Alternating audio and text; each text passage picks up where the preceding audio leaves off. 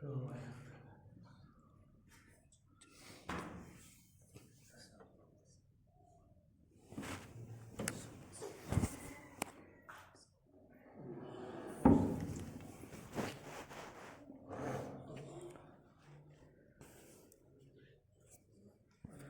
الحمد لله نحمده ونستعينه ونستغفره ونؤمن به ونتوكل عليه ونعوذ بالله من شرور أنفسنا ومن سيئات أعمالنا من يهده الله فلا مضل له ومن يضلل فلا هادي له وأشهد أن لا إله إلا الله وحده لا شريك له وأشهد أن محمدا عبده ورسوله الذي أرسله بالحق بشيرا ونذيرا وداعيا إلى الله بإذنه وسراجا منيرا أما بعد فإن خير الحديث كتاب الله وخير الهدي محمد صلى الله عليه وسلم وشر الأمور محدثاتها وكل محدثة بدعة وكل بدعة ضلالة وكل ضلالة في النار أعوذ بالله من الشيطان الرجيم بسم الله الرحمن الرحيم والقرآن المجيد بل عجبوا أن جاءهم منذر منهم فقال الكافرون هذا شيء عجيب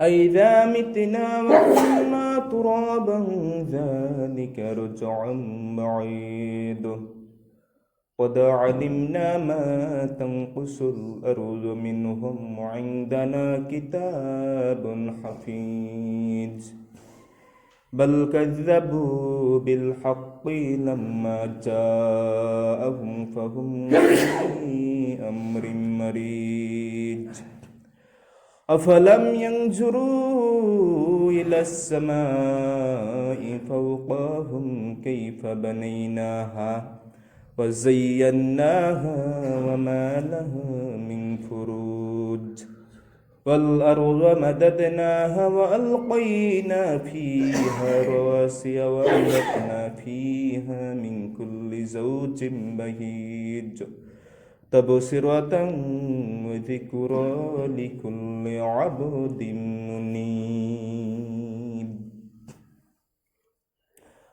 وقال الله تعالى في سورة الجمعة أعوذ بالله من الشيطان الرجيم يا أيها الذين آمنوا إذا نودي للصلاة من يوم الجمعة فاسعوا إلى ذكر الله وذاروا البيع ذلكم خير لكم إن كنتم تعلمون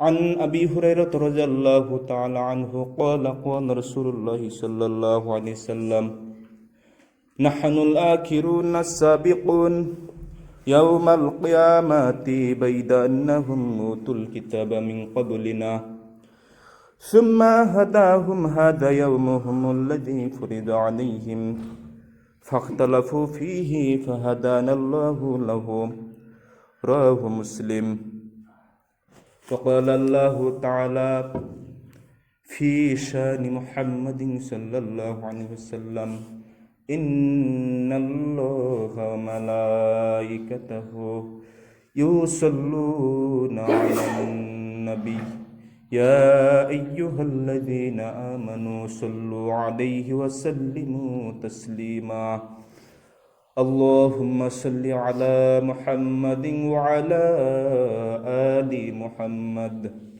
كما صليت على إبراهيم وعلى آل إبراهيم إنك حميد مجيد اللهم بارك على محمد وعلى آل محمد كما باركت على إبراهيم وعلى آل إبراهيم إنك حميد مجيد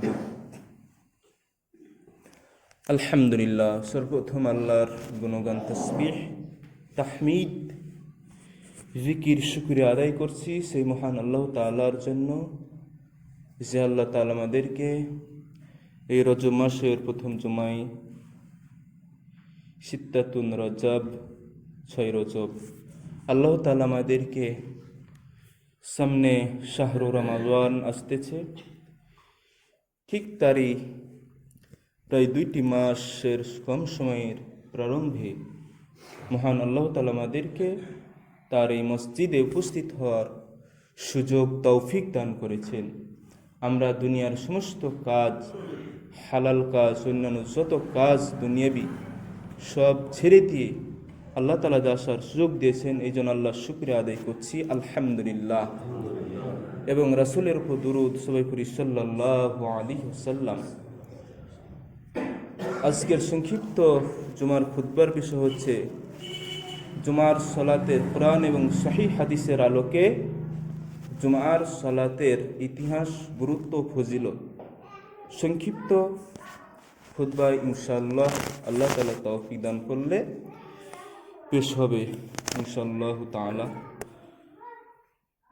বাবা আদম আলাইহিস সালাম থেকে শুরু করে আজ পর্যন্ত যত মুমিন, মুমিনাত, মুত্তাকি, দিনদার মানুষ পৃথিবীর মায়া ছেড়ে আল্লাহর ডাকে সাড়া দিয়ে চলে গেছেন, আল্লাহ তাআলা তাদের সকলকে ক্ষমা করুন এবং রহম করুন। আল্লাহুম্মা গফির লাহুম ওয়ারহামহুম, আল্লাহুম্মা আমিন। সম্মানিত উপস্থিতি, সেই খুতবার দিকে আমি অগ্রসর হচ্ছি সরাসরি, কোনো ভূমিকা ছাড়াই। মহান আল্লাহ তাআলা সূরা জুমআ 62 নম্বর সূরা জুমআর 9 নম্বর আয়াতে বলেন, ইয়া আইয়ুহাল্লাযীনা আমানু, হে ঈমানদারগণ, ইযা নুদিয়া লিস-সালাতি, যখন তোমাদেরকে সালাতের জন্য নুদিয়া আহ্বান করা হয়, ডাকা হয়। নাদিউন মাদ্দা থেকে নুন দাল ইয়া, এই শব্দটার মূল মাদ্দা, মূল শব্দ হচ্ছে নাদউন। যারা আরবি ব্যাকরণ কিছুটা হলো বুঝেন তারা বুঝতে পারবেন। এই নাদিউন অর্থ হল আহ্বান করা, ডাকা মানুষকে। মসজিদে যখন ডাকা হয় অর্থাৎ আজান দেওয়া হয়, উদ্দেশ্য কি? উদ্দেশ্য হলো মুসল্লিরা যাতে ওয়াক্ত হয়ে গেছে, এই ওয়াক্ত হওয়ার সাথে সাথে ওযু গোসল সেরে দুপুরে, জোহরে বা জুমা ওয়াক্তের ক্ষেত্রে তারা ওযু গোসল সেরে তাড়াতাড়ি যাতে মসজিদের দিকে ধাবিত হয়। এই তাড়াতাড়ি কথাটা আল্লাহ কোরআনে উল্লেখ করলেন। লিস-সালাতি মিন ইয়াউমিল জুমআ, বিশেষ করে জুমার দিন বললেন কেন? তার একটা হিকমাহ এবং রহস্য রয়েছে, যেটা সামনে ইনশাআল্লাহ বলার চেষ্টা করব। তারপরে আল্লাহ তাআলা বলেন, ফাসআউ ইলা যিকরিল্লাহ, তোমরা দ্রুত ধাবিত হও, দৌড়ে চলে যাও, তাড়াতাড়ি চলে যাও আল্লাহর জিকিরে, আল্লাহকে স্মরণ করার জন্য। এর অর্থ হলো কি? যে সালাতের মাধ্যমে আল্লাহকে কি করা হয়? স্মরণ করা হয়। যেমন আল্লাহ তাআলা বলেন যে ফাযকুরুনি আযকুরুকুম, তোমরা আমাকে স্মরণ করো, আমার জিকির করো, আমি তোমাদের জিকির করব, অর্থাৎ তোমাদেরকে স্মরণ করব। এরপরে আল্লাহ তাআলা বলেন এখানে জিকির অর্থ স্মরণ, এই স্মরণের সাথে আবার সম্পর্ক যুক্ত করেছেন, ইয়া আইয়ুহাল্লাযীনা আমানুস্তাঈনু বিস-সাবরি ওয়াস-সালাহ, হে ঈমানদারগণ, মুমিনগণ, যারা বিশ্বাস স্থাপন করেছো, অর্থাৎ যারা ঈমান এনেছো বলে দাবি করছো, তারা কি করো? সালাত আদায় করবে। আর এই সালাতের মাধ্যমে তোমরা সাহায্য চাইবে আল্লাহর কাছে। 1 নম্বর হলো সবর, 2 নম্বর হচ্ছে সালাহ। সবর এবং সালাহ এই দুটার ভিতরে মহান আল্লাহ তাআলার নিকট সাহায্য চাও। তাহলে জিকিরের পরেই এই সালাতের কথাটা আল্লাহ উল্লেখ করলেন। তো সূরা জুমার 9 নম্বর আয়াতে তাই বলেছেন, ইলা যিকরিল্লাহ, আল্লাহর জিকিরের দিকে তোমরা ধাবিত হও। মিন ইয়াউমিল জুমআ, ইয়াউম মানে দিন, জুমআ মানে জুমার দিন।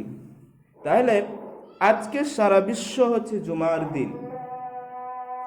আপন আপন এলাকা, আপন আপন শহর বা দেশ বা এলাকা অনুযায়ী, দূরত্ব অনুযায়ী, ব্যবধান অনুযায়ী সারা বিশ্বব্যাপী একই দিনই জুমার সালাত আদায় করে, এবং এটা আল্লাহর হুকুম। সেটা আল্লাহ তাআলা এখানে সরাসরি বললেন, জুমার দিন সারা বিশ্বের মুসলিমগণ যখন তোমাদেরকে ডাকা হবে, তখন তোমরা দ্রুত সেই জুমার সালাতের জন্য, অর্থাৎ জুমার সালাতের মাধ্যমে জিকির করার জন্য আল্লাহর এই মসজিদে তোমরা দ্রুত চলে যাও। তাহলে ওয়াজারুল বাইয়া, তারপরে আরেকটা আল্লাহ তাআলা আদেশ দিলেন কি, তোমরা বর্জন করো। জারু মানে ছেড়ে দাও, বাদ দিয়ে দাও। বাইয়া ব্যবসা বাণিজ্য, ক্রয় বিক্রয় সব কিছু তোমরা এই মুহূর্তে বন্ধ করে দাও। এই মুহূর্তে জুমা রক্ত হয়ে গেলে, আজান হয়ে গেলে আর কোনো দোকান, আর কোনো ব্যবসা, আর কোনো কাজ চলবে না। যত তাড়াতাড়ি সম্ভব সব কিছু বন্ধ করে আপনাকে আসতে যতক্ষণ সময় লাগবে, ওযু গোসল যতক্ষণ সময় লাগবে, ততক্ষণ এগুলো সেরে তোমরা চলে আসো। তাহলে আল্লাহ তাআলা এই যে সুন্দর একটা সিস্টেম দান করলেন যে, হে ইমানদারগণ, তোমাদেরকে যখন সালাতের জন্য জুমার দিন ডাকা হবে, তখন তোমরা দ্রুত চলে যাও আর ক্রয় বিক্রয় এগুলো ছেড়ে দাও। যালিকুম খায়রুল লাকুম ইন কুনতুম তা'লামুন, এটাই হচ্ছে তোমাদের জন্য কল্যাণ, মঙ্গল, যদি তোমরা জানো, যদি তোমরা বুঝতে পারো, তাহলে এটাই তোমাদের জন্য সবচেয়ে মঙ্গলজনক, এটাই তোমাদের জন্য কল্যাণজনক। এর ভিতরে তোমাদের মঙ্গল নিহিত আছে। কি কি মঙ্গল? এটাকে কেন্দ্র করে আমরা তার তাফসীর তথা সহিহ হাদিসের দিকে চলে যাব। যেহেতু এর কোরআনের প্রত্যেকটা আয়াতের, প্রত্যেকটা সূরা, সব কিছু তাফসীর হচ্ছে সেই মহান আল্লাহ রাসূলের বাণী, সেই দিকে আমরা ধাবিত হব। আসি ইতিহাসের দিকে চলে যাই সহিহ হাদিসের আলোকে। আন আবি হুরায়রা রাদিয়াল্লাহু তাআলা আনহু, আবু হুরায়রা রাদিয়াল্লাহু তাআলা আনহু বলছেন, ক্বাল ক্বালা রাসূলুল্লাহ সাল্লাল্লাহু আলাইহি সাল্লাম, রাসূলুল্লাহ সাল্লাল্লাহু আলাইহি সাল্লাম বলেছেন, নাহনুল আখিরুনা সাবিকুন, আমরাই হলাম শেষ অগ্রগামী, আমরাই হলাম শেষ অগ্রগামীদের অন্তর্ভুক্ত। আবু হুরায়রা বলছেন, আল্লাহ রাসূল বললেন যে আমরা হলাম শেষ অগ্রগামীদের অন্তর্ভুক্ত। নাহনুল আখিরুনা সাবিকুন, আমরা হলাম শেষ অগ্রগামীদের অন্তর্ভুক্ত। কিরকম অগ্রগামী আসি সেটাই আমরা উপলব্ধি করি। ইয়াউমাল কিয়ামতি, সেরকমটা হলো, সে উপায়টা হলো কিয়ামতের দিন। কিয়ামতের দিন আমরা শেষ অগ্রগামী হব। তার মানে হলো যে আমরা হলাম শেষ উম্মাত জাতি হিসেবে, কিয়ামতের দিন আমরাই আগে থাকব। তারপরে বাইদা আন্নাহুম উতুল কিতাব, যাদেরকে কিতাব দেওয়া হয়েছে, যাদেরকে কিতাব দেওয়া হয়েছে, মিন ক্বাবলিনা, আমাদের পূর্বে, যাদেরকে আমাদের পূর্বে কিতাব দেওয়া হয়েছে, তাওরাত দেওয়া হয়েছে, জাবুর দেওয়া হয়েছে, ইঞ্জিল দেওয়া হয়েছে, সহিফা দেওয়া হয়েছে, এইভাবে যত কিতাব দেওয়া হয়েছে, এই সমস্ত কিতাবধারীদের চাইতে আমরাই হলাম মর্যাদাপূর্ণ জাতি এবং আমরা সবচেয়ে অগ্রগামী, শেষ অগ্রগামী। সম্মানিত মুসল্লিবৃন্দ, এখানে কথাটার ওজন অত্যন্ত ভারাক্রান্ত, গুরুত্বপূর্ণ। আপনারা খেয়াল করে শুনবেন, বিষয়টা হলো এটি গুরুত্বপূর্ণ শুধু জুমার ক্ষেত্রে এই কথাটা আল্লাহ রসুল বললেন। তারপরে বললেন সুম্মা হাযা ইয়াউমুহুম, তারপর এই দিনটা আসলো, জুমার দিন আসলো। জুমার দিন আসলো আল্লাযী ফুরিযা আলাইহিম, যেটা ফরজ করে দেওয়া হয়েছে তাদের উপরে। ফাখতালাফু ফীহি, তখন মানুষেরা মতবিরোধ করতে লাগলো, অর্থাৎ পূর্ববর্তী জাতির লোকেরা মতবিরোধ করলো। দেখেন না, খ্রিস্টানরা তাদের সেই দিনকে পালন করে রবিবারে, ইহুদিরা পালন করে শনিবারে ইয়াউমুস সাbt। এই ইহুদিদের ইয়াউমুস সাbt নিয়ে সূরা বাকারার ভিতরে যে ঘটনা আল্লাহ উল্লেখ করলেন, যে ইয়াউমুস সাbt শনিবার, যেটা আমরা বলি বাংলাভাষী হিসেবে, আসলে এই প্রত্যেকটা বার হিন্দুদের বিভিন্ন দেবতা উপাসনার মাধ্যমে এসেছে। তা আমাদের আরবি আল্লাহ রসুলের ভাষা, কোরআনের ভাষা যেটা, সেটা হলো কি ইয়াউমুস সাbt। এই জুমার পরের দিনটাকে বলা হয় ইয়াউমুস সাbt। এই ইয়াউমুস সাব্তের দিন তারা বাড়াবাড়ি করলো, সীমা লঙ্ঘন করলো মুসা আলাইহিস সালামের জামানায়। তারা বলল এইটা দিন, তাদের ক্ষেত্রে এই দিনটা তাদের জন্য মর্যাদাপূর্ণ করে দিয়েছিলেন আল্লাহ তাআলা, যে এই দিন কোনো কাজ করা যাবে না, মাছ ধরাও যাবে না, কোনো কিছু করা যাবে না। কিন্তু তারা ইহুদিরা কৌশল করলো কি, যে নদী সাগর তারা কিনারা থেকে একটি খাল খনন করে পার্শ্ববর্তী একটা গর্ত তৈরি করে রাখলো, যাতে ওই খাল দিয়ে, ওই নালা দিয়ে, ড্রেন দিয়ে সেই নদীর মাছগুলো চলে আসে, এবং পরের দিন ইয়াউমুল আহাদের দিন, রবিবার যেটা বলি আমরা, এই দিন তারা তখন মাছগুলো সংগ্রহ করে। তাহলে কত বড় বেকুব জাতি, বেয়াদব জাতি, যাদের উপর আল্লাহ তাআলা মান্না সালওয়া নাজিল করলেন আসমান থেকে সরাসরি, সেই জাতি এত জুলুম করলো, আল্লাহর সাথে তারা এত বাইনা ধরলো, মুসা আলাইহিস সালামের সাথে তারা এত বাইনা ধরলো, যে তাদের সেই জুলুমের মনে হচ্ছে একের পর এক সীমা অতিক্রম করছে, হুদুদ অতিক্রম করলো, যার ফলে তারা মান্না সালওয়া পছন্দ করলো না। তারা বলল আমাদেরকে পেঁয়াজ, রসুন, আদা ইত্যাদি যে খাবার, এগুলো আমরা চাই, এগুলো আমাদেরকে দিতে হবে। মান্না সালওয়াতে আমরা সন্তুষ্ট নই, অথচ সেটা হচ্ছে জান্নাতি খাবার, আসমান থেকে অবতারিত খাদ্য, সেটা তারা গ্রহণ করলো না।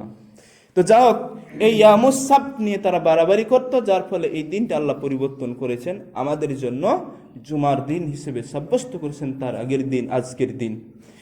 তাহলে এই জন্য ইহুদিরা এই ইয়াউমুস সাbt শনিবার তাদের উৎসব হিসেবে, সাপ্তাহিক বা জুমা দিন হিসেবে তারা অতিবাহিত করে, পালন করে।